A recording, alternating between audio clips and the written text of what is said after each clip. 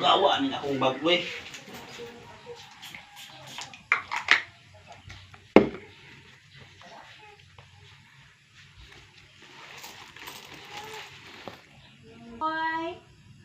So muna guys, naanak ko dere og tibong ko, lugsong nako.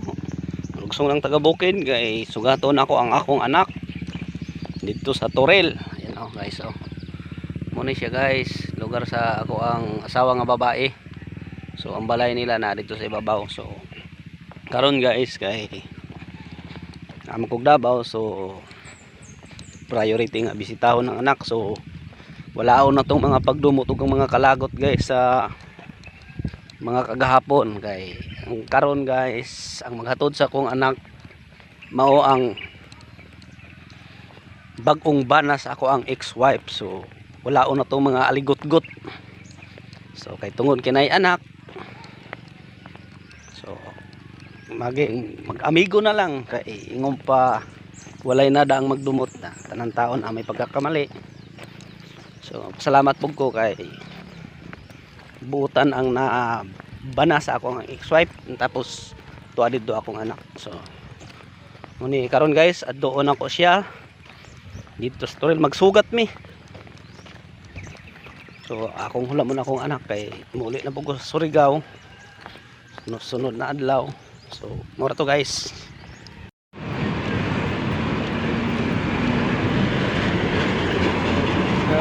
Patang guys, atang na kong bus.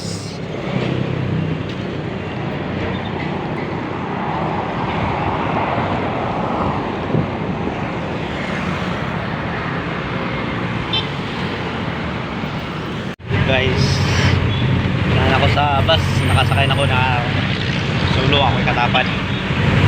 Pakahoy-kahoy ako habang akong anak dito nagpaabot. Kaabot dito sa Gmall. Tangin na lang ninyo guys na nakita niyo sa banda sa ako.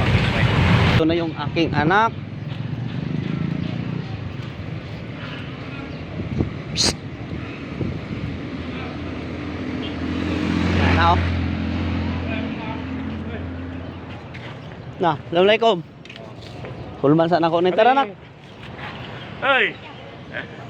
Ay, nabisi lagi.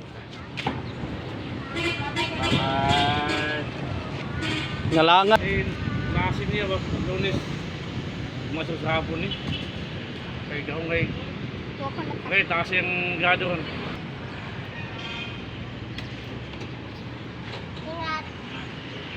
Okay.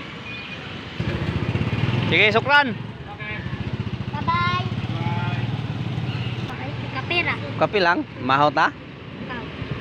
Nag-video ka? Oo. Kapit yun ako matap. May taman hapit naman. Upat naman yung ano kukulaw para matap na lang ako. Na. Ako naging cellphone ko kay ano, di mag-charge. Diya mo karo. Kako, cellphone ba ko sa blarak? Ay,